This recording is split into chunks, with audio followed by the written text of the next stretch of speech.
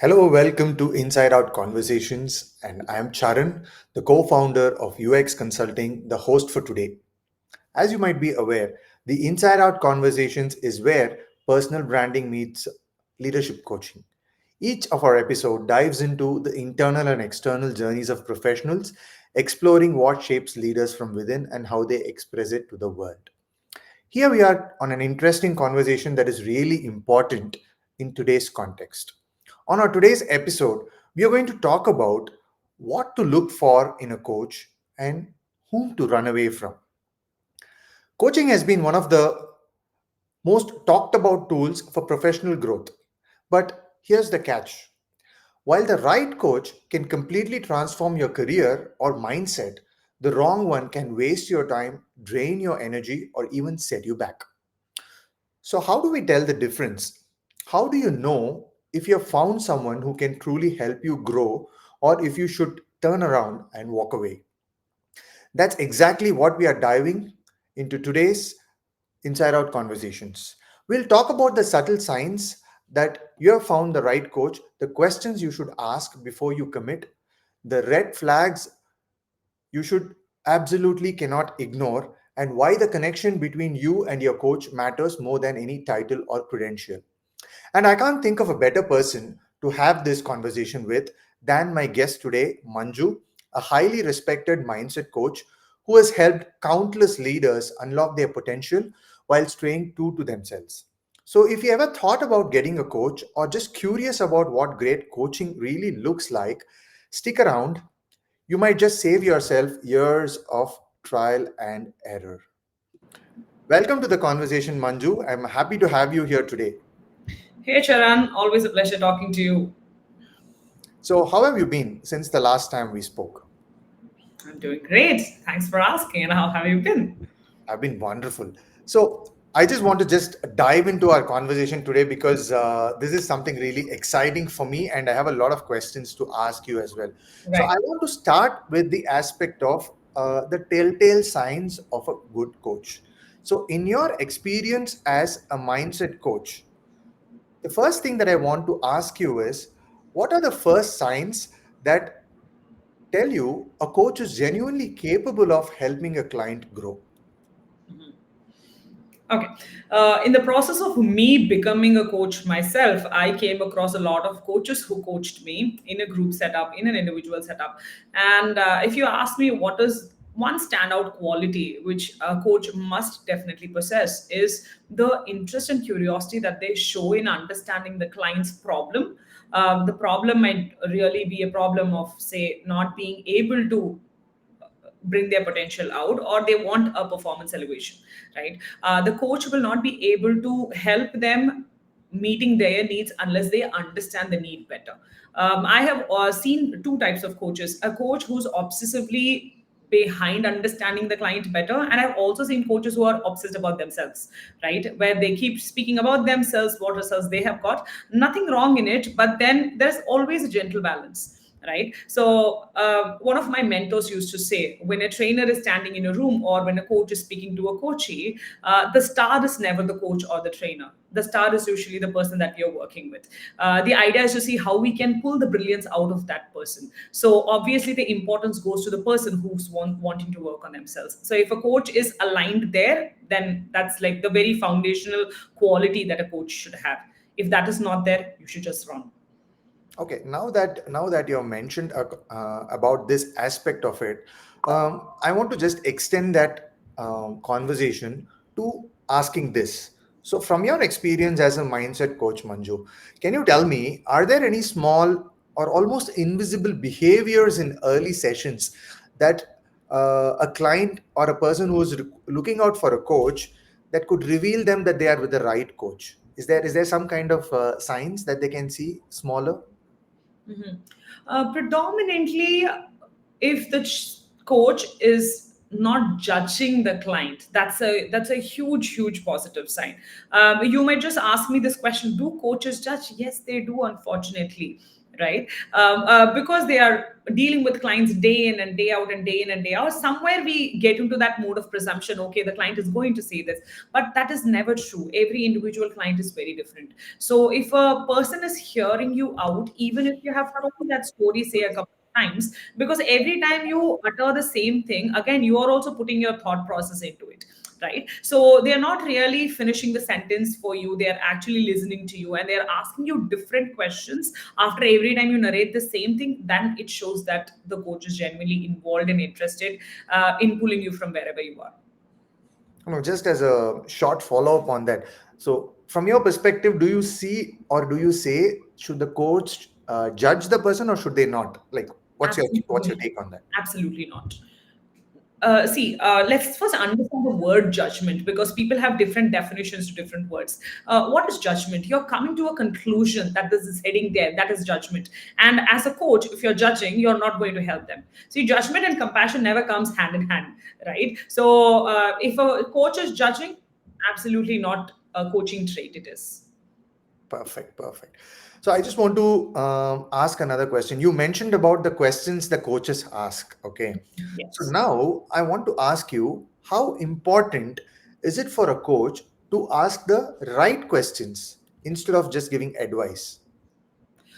Okay. Again and again, I would like to reiterate to the audience, to anybody who is hearing, coaching is never advising. You want advice, you can go to your parents, you can go to a neighbor, you can go to a friend. Or But your boss? coaching is not advising, but that's what we people think is right. Coaching is a process of making the person understand themselves deeper. It's a process of taking a person on a self-awareness journey where they can start making powerful decision and move towards their goals, right? So asking questions is the bedrock and foundation and pillars of coaching. Everything is questioning, right? But again, how you question, how effectively you question and get the brilliance out of your coachee is where the experience of the coach comes into play. So coaching is absolutely questioning with a purpose. So I have one last question to ask on this aspect of telltale signs. Okay, so this is actually my personal favorite on this topical front because it involves a little bit of how you approach as well from what we had as a conversations earlier. Okay, Right. so do coaches tend to challenge the clients more, or do they make their clients feel comfortable first? So what's the approach, or from your perspective, what should be the approach?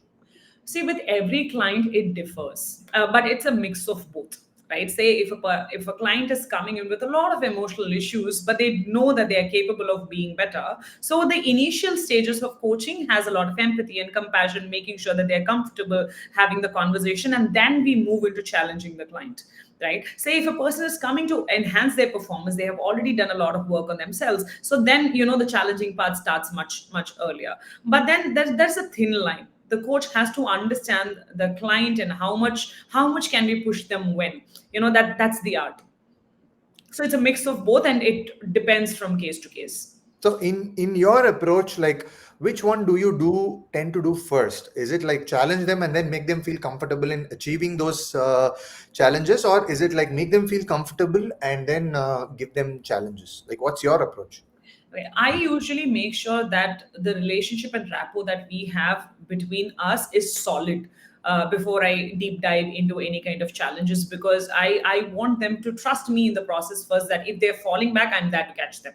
Right. So when they have that trust, I can actually accelerate my challenging part. So I invest a bit of a time even before the coaching program starts to understand them very clearly. Wonderful, wonderful. So now that we talked about the aspect of a potential client on their observations on how to figure out the right coach. Okay, now let's go beyond the observations. I want to understand what are all the things these executives or leaders should ask the coach in terms of the right questions to commit them. So my question to you on this front is, when somebody is considering a coach, what should they ask beyond the usual "what's your experience" question? I think the step even before they come to a coach, ask a coach about their credentials, experience, case studies, testimonials. I would first suggest if it's an executive who's coming in for coaching, because they're very clear what do they want. Okay, first I would say the part of them asking questions to themselves. Are they very clear on what they want? Sometimes their expectations are also a little unrealistic from what I have seen on the executive coaching side, because sometimes people want to make a jump in their career and they just want to make it in, say, a month or two. It can happen for some of the executives, and for some executives we do have to do a bit of a work. Okay, it might come from the branding perspective, it can come from, coaching perspective, inherently working on their core confidence and communication skills. So there's quite a bit of skill sets that we can work towards even in coaching, right? So first is them having a clear understanding and a roadmap of where they want to go. The coach can accelerate and speeden up the process. So once they are very clear what is their requirement, they can always ask the coach, have they handled any similar cases, how was the outcome? Then it will drive the conversation in a certain direction when they have the clarity. Okay. And if they do So not have the clarity, they can always have a conversation with the coach, and that's a better way of judging the coach as well, or say evaluating the coach if they are helping them to arrive at a conclusion on what are they going to work on. So I actually had another question that sort of overlapped with the last part of the answer that you told, but then nonetheless I will still ask the question. So I always wanted to ask: are there ways to assess a coach's value and approach before actually signing up? And now that you mentioned that getting our clarity right as a part of our discovery session with the coach is a good sign of evaluating the coach. Okay. So now, I just want to ask you if there is anything else to add on to this, apart from that, to this topic of how do you assess a coach's value? Okay. Assessing a coach's value is to have a conversation with the coach first. Ask them whatever questions they want to ask. And if they feel that, okay, they need to have more details, they can obviously have a conversation with the coach. Say, hey, okay, fine, you have told me already so many XYZ amount of information, but I need to know more. See, when I am in the place of a coachee, I ask 100 questions, because when I choose a coach, it's not that the coach is offering me their time and wisdom. I'm also investing my time and energy and money. So in that case, I would definitely want outcomes. And the outcome sometimes is not like a massive big breakthrough. It can even be very subtle shifts, which influences my day-to-day decision making, day-to-day behavior. So then it will have a cumulatively a bigger impact. In that case, if I feel that I need to know more about the coach, I need to know more about the testimonials, then I should be asking the coach. Sounds fair.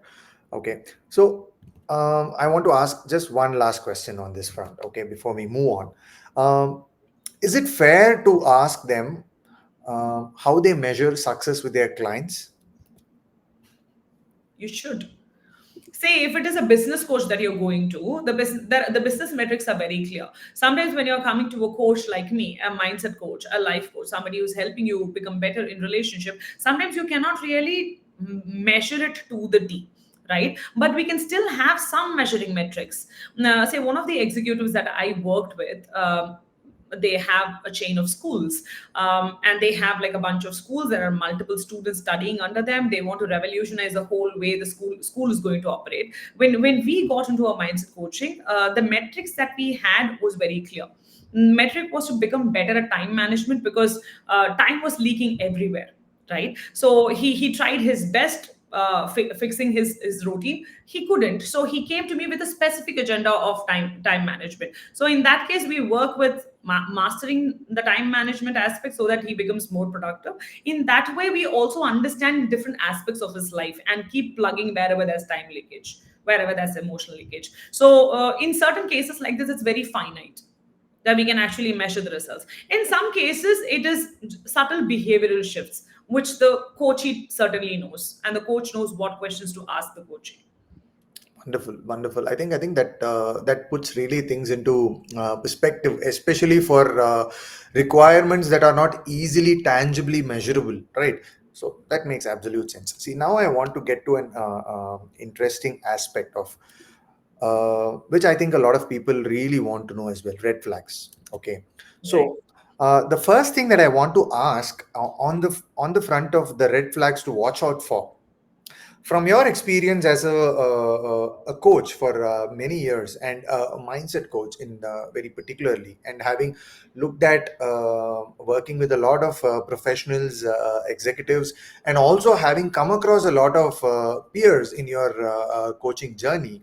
Okay, what are all the biggest red flags that you have seen in the coaching world that should make somebody walk away immediately, just like run away?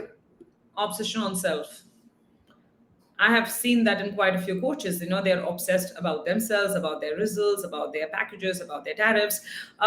See, as coaches, we definitely have to know what we are good at, what are our USPs. But when you engage with the client in the initial stages, it's not about blowing your own trumpets. It is about understanding the client, right? So we as sensible buyers, the coachee should try to understand and evaluate the coach. Never sign up for a coaching program impulsively, and that's a disaster. That's going to be a disaster. Somebody is going to tell you, hey, you buy it today, today, today, and then they buy it.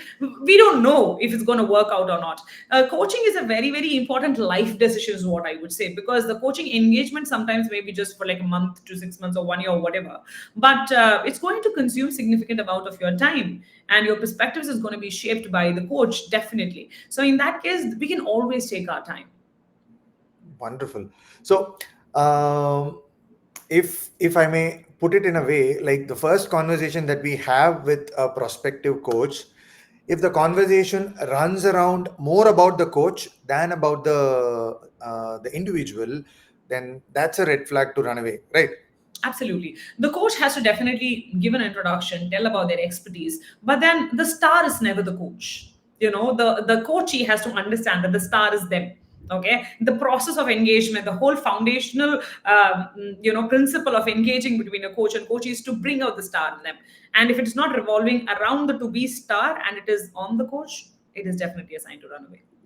Okay, so that's a fantastic start to this section of things that I wanted to ask. Okay, so now I want to get a little bit more. Okay, are there any warning signs in how a coach talks about results or outcomes that hint at trouble? Okay, a coach taking decisions for you, that's trouble. A coach can still provide suggestions. One of the very, very formative advices that I have received from my mentors is never take decisions for your clients, because you're nobody to take decisions for them. They are supposed, you can equip them with all the tools, all the awareness, all the decision making skills, and you can always challenge them, but the decision has to be theirs. So if a coach is constantly making decisions for you and they are pushing you to do certain things, then it might or might not favor you. Okay, See, I I'll give think you one example. Say somebody is in a toxic relationship, right? Sometimes you, as a coach, know that that relationship will not head anywhere. But say if you tell them that abruptly, saying that, hey, this relationship is not going to head anywhere, because we don't know. We don't know, because human beings tend to change, right? So, never take a decision is an advice that I have for coaches. And if your coach is making decisions for you all the time, then it's not coaching, it's something else.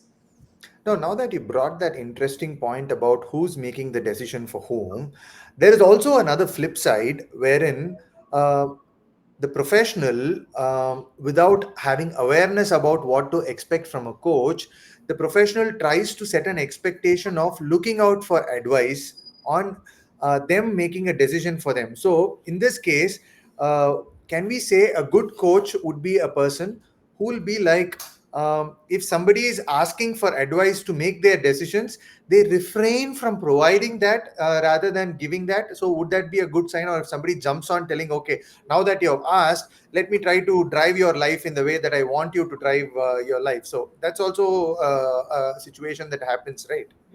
Right. Um, I personally refrain from doing that. And if you see most of the experienced coaches, coaches who understand coaching, they refrain from doing it.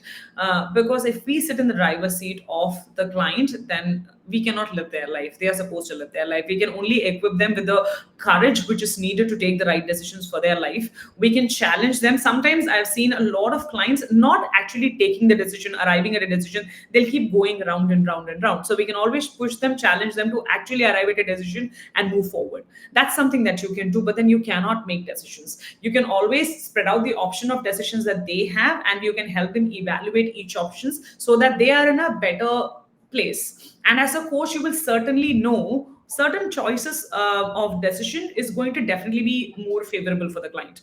But at the same time, the client is not able to jump in and grab the decision that they're supposed to take because probably they lack courage at that point of time. So then you can work around the courage aspect so that they choose the option that they're supposed to choose. They prepare themselves for making that choice by themselves. Yes. Absolutely. So there's one more thing that I wanted to ask on this section of topic. So what is your take from your experience of being a mindset coach? What is your take on coaches who promises quick fixes or guaranteed transformations? Okay. As Indian consumers, we just get so carried away by such promises, right? We like tall promises, unfortunately, right? See, there are certain, Diwali comes, Pongal comes, there are different festival comes, then there are like huge hoardings, 50% off, 60% off, and all of that you can come and grab and stuff. Coaching, for some reason, doesn't work like that. See, let's just be very, very practical, Sharon. How can you guarantee results with human beings? In business you can, because strategies will work, right? Now I'm not saying we can never guarantee results, but you can never guarantee results in like 1 month. I'm not saying it's impossible, it is very much possible, but how will you assure as a client, as a coach? You never know what is going to show up. So if somebody is guaranteeing it, then I would still say it's a red flag. A coach who's experienced and who knows what they're doing, they will usually say, hey, we will try our best, we will work around certain things, and we will make sure that we try our best to arrive at at a point where it's going to be more empowering. But if you're looking for assured results, then they should go to a newbie, because So probably a fitness coach who can assure you for a six pack maybe something to consider.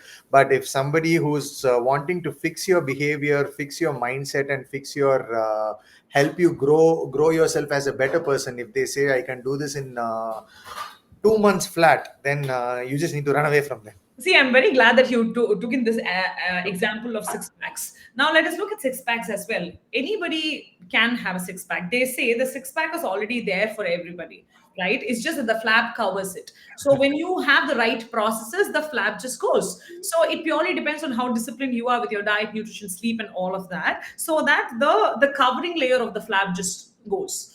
Right. So, and what is the job of the coach is to make sure that the process is right. So any kind of a coach you go to, it is all dependent on how can they set up the processes and ensure that accountability to follow the process, right? And the result is going to be a byproduct of it. You cannot be attached to the result. You'll have to get attached to the process. Actually, I'm very positively attached to this part of the conversation where you told me that I already have a six pack, right? So Yes, that gives me a whole lot of confidence. Like I already have it. I just need to remove the things that are not making it visible. So that's right, an interesting perspective, and I just want to use that as an occasion to get to the next aspect of how and why chemistry matters more than titles with respect to a coach-coachee relationships. Okay. right. So I want to ask you, why does the relationship and the fit between a coach and a client actually matter so much? Okay, you're asking if this the titles or the chemistry, what matters most? Actually, I'm asking about the chemistry. Okay, chemistry again is going to be the foundation, Charan. You somebody can come with the fanciest of titles, they can be trained under the best of coaches, but then if they are not able to strike the chord with a client, right? Let's just take a very normal conversation, Sharon. Say if you're not able to have a basic chemistry, and we cannot have a proper conversation, we're not even going to enjoy this conversation, right? So if the chemistry is not there, how can we expect the coaching to work? Makes sense. The ideally the feeling that a coachee should have coming for a coaching session is, yes, there would be excitement, there would be a little bit of nervousness because they know for sure the coach is going to challenge them, right? So it's going to be a mixed feeling. But if they're thinking, oh my goodness, I'll have to speak to her or speak to him, then I don't think it's going to work for a really long time at least. As a follow-up question for this one, okay, um, is it okay to walk away from a coach if the Absolutely. connection doesn't feel working or authentic, even if the credentials support that the coach is a really wonderful coach? Okay. See, credentials is a foundational thing when they'll have to know what they're doing with the client. They have to have exposure on what they can do. It is an education part of it. Okay, making sure that the coaching is effective with the client, getting the results is the application of what they have learned. Okay, and in all of these, the people skills is also really really important. So credentials and effectiveness are two different ball games altogether.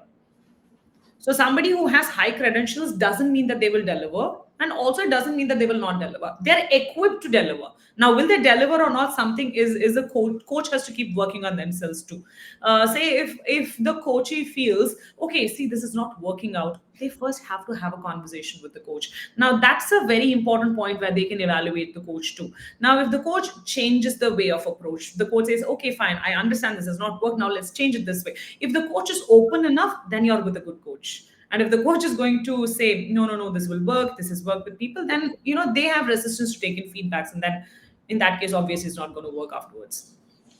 Okay, that sounds really fair to make sure that we are finding the right mix of a coach. Okay, here's one last interesting question that I've had in my mind for quite a while. Okay, um, from your experience, have you seen cases or have you seen instances where a highly qualified coach with all the credentials wasn't just the right match for someone? Okay. I think I'll tell you an example where I was involved myself. This was not a one-to-one high-end coaching. It was a training session. The gentleman who was taking the session was highly, highly qualified. So I was really looking forward to, soak in his wisdom. But the way the session was approached, I couldn't sit in that session for more than an hour. What I understood from that experience was because they had a lot of credentials, somehow they took the audience very, very lightly. Sometimes even that happens. You have credentials, so you just assume that you can just go and kill it, but no, it doesn't work like that. You have to be more involved in the process of creating transformations. So that's when I realized you can have a tall order of certifications, but you still are not really involved in the process of the transformation that you're creating, is not going to work. So, extension of that same question is, why do you think people tend to become that way with those highly decorated credentials? Is it because there's a kind of a complacency that sets in, or is it something else? Yes, I've seen complacency setting in a few coaches after time. Maybe the process is very redundant. That's why I tell whenever I'm certifying coaches now, I've certified coaches. So I tell them, hey, if you do not have genuine interest and passion in understanding human beings and helping them elevate their life, then coaching genuinely is not your profession. If you like to come in to make money for a few years, then yes, be open, go for it as far as you're able to help your clients. But in the longer run, if you're going to look at it as one of the primary career options, so it purely depends on how interested you are in understanding people. So your basic character trait has to be a person who's very empathetic, wanting to understand people, helping people. If that is a character trait, then they don't really get into that trap of complacency. And when they feel, okay, you know what, I'm working all the time, I'm burnt out, I just need a break. So they go for a break and come back more rejuvenated. They're not in the same rut. But at least even to identify they are in that zone, they'll have to, know how they're connecting with people. Makes sense. I actually wanted to draw a parallel between what you just spoke about, the things that they need to possess, and give given an example of how Kamal Hassan and Rajinikanth go about doing their acting for the movies that they commit to. Even today, the kind of discipline, the work ethic, the homework that they go about doing it, and the openness to listen to others, learn from others. See, they Right. have done it, they have seen it, they have achieved all the things that they could achieve in their respective careers, and in spite of that, or despite that, and despite them being looked upon as the masters of their crafts, they don't come off as like know it all, and they are open to take in inputs and suggestions and be childlike. So that's I think a good quality to learn from. Yeah. Absolutely. I think they are the ones who are more open to understand how can they get better with their craft. See, recently I read an article where, Rajnikant has also completed like 50 years in the industry now, but I still see him with that zest and passion and energy to see how he can get better at the craft. I think that's like a superpower and an amazing skill to have. You're still open to learn and see how you can get better. Complacency sets in only when you feel, you have done it. So now I just want to open up to what are we doing next. So I just want to ask you there. Yeah. Okay, so the next episode is going to be even more interesting because an inside out conversation, as we know, we look at the inside transformation and how we project outside. So, next session, I'm going to interview you on what are the red flags, the deal breakers, and the must haves in a personal branding consultant. It is very, very important for people to start out. The last conversation we had about should it be silent talent or loud impact. Next is going to be how can they figure out the right personal branding consultant. So I'm super excited, and I'm sure you are too. So let's catch up on the next conversation, and I hope we have people joining in and taking value out of it. Why do I have this feel that you sort of took this topic as the next conversation, like having gone through this past 30 minutes of me asking you some way of a grilling. So you wanted to, hey, I need a chance to come back at him. So See, honestly, I want people to make informed choices, whether it's a choice of making a coach's decision, or a personal branding consultant. I think people should make the right choice which fits their life. So I think I'm sure the audience will also have the natural question next. Okay, how do I choose a brand strategist or a brand consultant? So that's the reason I'm going to grill you on that aspect. wonderful. I think before we completely wrap up this session, for all the people who want to connect or who want to know more about what Manju does in her own mindset coaching perspective, here's Manju's QR code on the screen.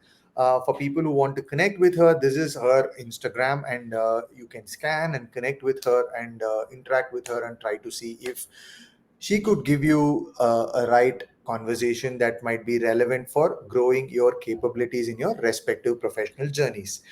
And that's it for today's conversation. Thanks a lot once again, Manju, for joining in, and thanks a lot to people who are listening in as well. See you again on another episode of the Inside Out Conversations. Thank you. Bye bye.